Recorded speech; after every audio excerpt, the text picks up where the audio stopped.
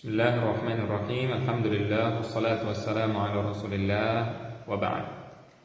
Hadis yang kedua, Rasulullah sallallahu alaihi wasallam bersabda, "An Abi Musa al-Asy'ari radhiyallahu anhu, anna Rasulullah sallallahu alaihi wasallam qala, inna baina yaday as-sa'ati fitanan kaqita'il laylil mudlim yusbihu ar-rajulu fiha mu'minan wa yumsi kafiran ويمسي مؤمنا ويصبح كافرا يبيع دينه بعرض من الدنيا قليل." Rawahu Tirmidzi. Dari Abi Musa al-Asy'ari radhiyallahu anhu bahwa sesungguhnya Rasulullah sallallahu alaihi wasallam bersabda, sesungguhnya pada saat menjelang hari kiamat maka akan ada fitnah-fitnah yang gelap gulita. Seorang laki-laki atau seorang manusia pada pagi hari dia mukmin, maka kemudian sore harinya dia kafir, dan sore harinya dia mukmin atau beriman, kemudian pada saat pagi harinya dia kafir. Kenapa? Yabi'u dinahu, karena dia menjual agamanya dengan tujuan dunia yang sangat sepele. Hadis riwayat Imam At-Tirmidzi.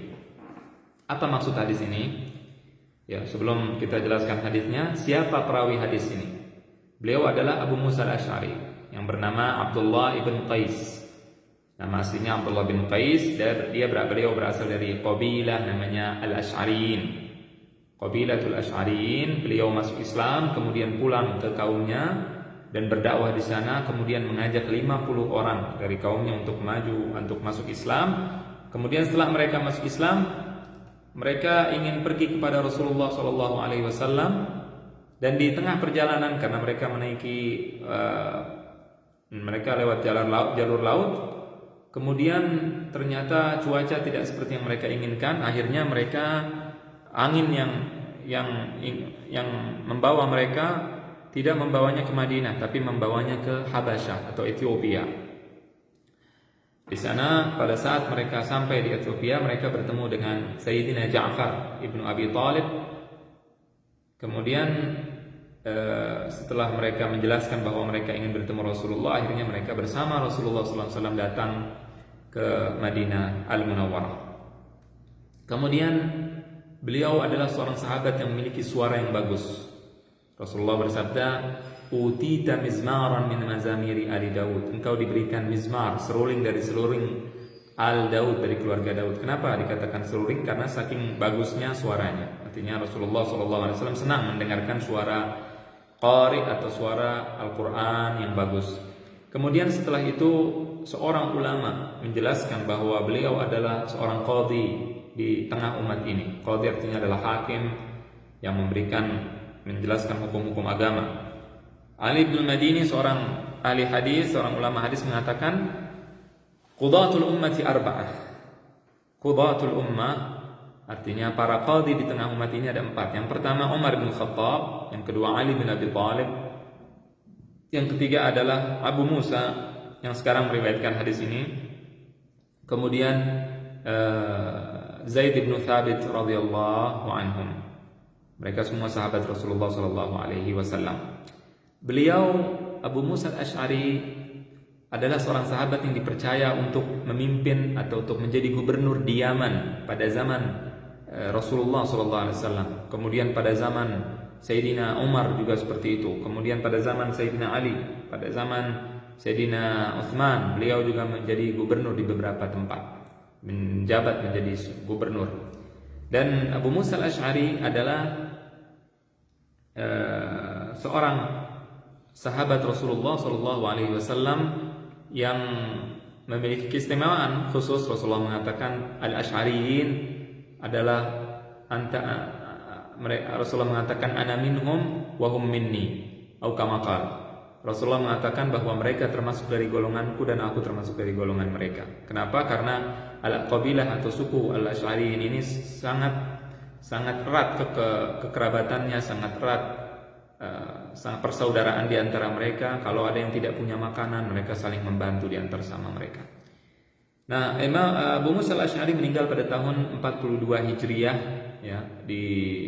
Kemudian beliau radhiyallahu anhu meninggal pada tahun 42 Hijriah, dan umurnya 63 tahun.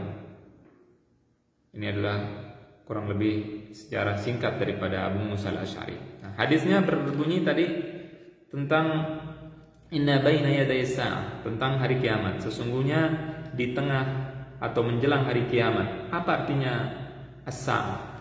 As-sa'ah artinya adalah al-qiyamah. Kenapa? As-sa'ah artinya kita bisa artikan adalah bagian dari waktu. As-sa'ah itu bagian sedikit dari waktu. Nah, kenapa diartikan kiamat? Karena kiamat tidak muncul kecuali di akhir.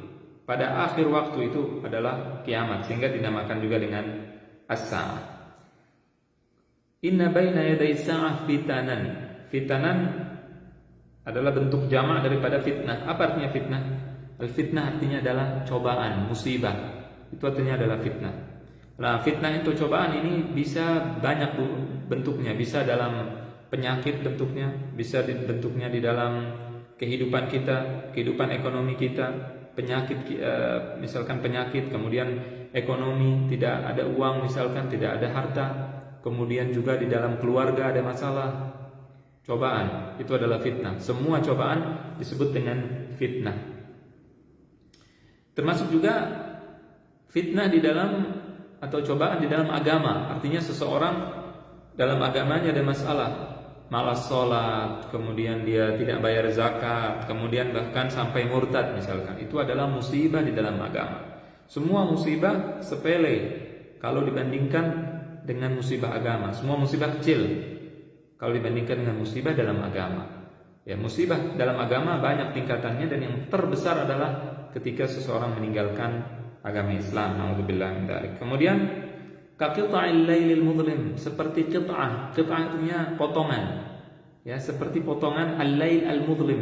Lail al-mudlim artinya adalah malam yang pekat, malam yang gelap gulita, yang tidak bisa melihat, sehingga seseorang itu tidak bisa pada saat akan menjelang hari kiamat. Zaman kita sekarang, mereka tidak bisa melihat yang benar mana, yang salah yang mana.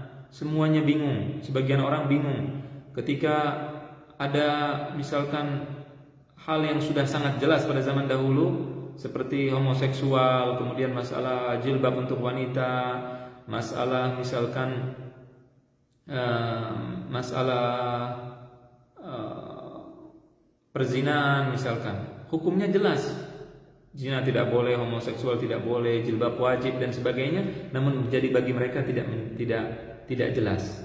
Kata kafir misalkan, sebenarnya kafir itu jelas ya, ada yang kafir ada yang mukmin, jadi tidak jelas. Kenapa? Karena mereka masuk ke dalam fitnah yang gelap gulita. Kemudian setelah itu dikatakan fitanan kaqita'il lailil mudlim, kemudian yusbihur rajulu mu'minan, pagi hari mereka beriman, kemudian sore harinya mereka kafir. Nah, di sini maksudnya apa? Artinya mereka mengingkari, juhud wal inkar. Nah, kenapa seperti itu? Karena mereka menjual agamanya. Yabi'u dinahu bi'aradin minad dunya qalil. Mereka menjual agamanya untuk dunia. Kalau dia misalkan seorang muslim, seorang mukmin, kemudian dibayar, dikasih uang, kemudian agar dia mau merubah ayat Allah, agar dia mau mengikuti hawa nafsu. Ini kita lihat dulu pada zaman era misalkan gubernur yang kafir yang sempat memimpin Jakarta, kita melihat perkataan-perkataan kufur diucapkan oleh banyak muslimin, orang-orang Islam. Kenapa? Demi membela hartanya, demi membela jabatannya, demi membela pekerjaannya. Dia takut dipecat. Dia PNS, ketika sang gubernur kafir berbicara tentang agama Islam, bicara bukan urusannya. Dia bicara tentang agama Islam, dia bicara tentang iman, tentang ini, tentang itu. Kemudian semua orang diam, tidak ada yang menjawab. Kenapa tidak menjawab? Mereka adalah orang muslim. Takut kenapa? Takut kehilangan jabatan, takut kehilangan uang. Ini adalah penyebab seseorang menjadi murtad atau menjadi kafir pada akhir zaman. Oleh karena itu maka kita harus hati-hati, jangan sampai tersesat setelah kebenaran. Ya, tentunya di sini tidak berarti kafir keluar dari Islam semua, tidak. Ada yang sampai keluar dari Islam, ada yang sampai tidak.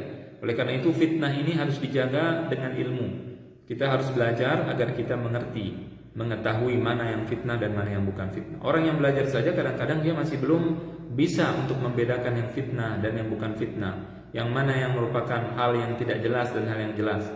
Nah, itu juga harus dibarengi dengan beriman kepada Allah, memohon petunjuk Allah. Jadi dengan ilmu, kemudian minta petunjuk kepada Allah Subhanahu wa taala agar kita dihindari daripada semua kesalahan. Dan kalaupun kita salah dan kita sudah berusaha untuk tidak salah, maka Allah Maha Pengampun lagi Maha Penyayang. Dan yang menjadi masalah adalah ketika seseorang memang dia niat untuk menjual agamanya dengan perkataannya, dia niat untuk menjual agamanya dengan perbuatannya, dia niat untuk menjual agamanya dengan perbuatannya. Banyak sekarang guru-guru mengajar, ustadz misalkan, dia mengajar dan dia merubah ayat Allah Subhanahu wa taala. Kita melihat banyak orang yang menjual agamanya hanya demi kepentingan dunia, demi kepentingan jabatan. Apa sebabnya?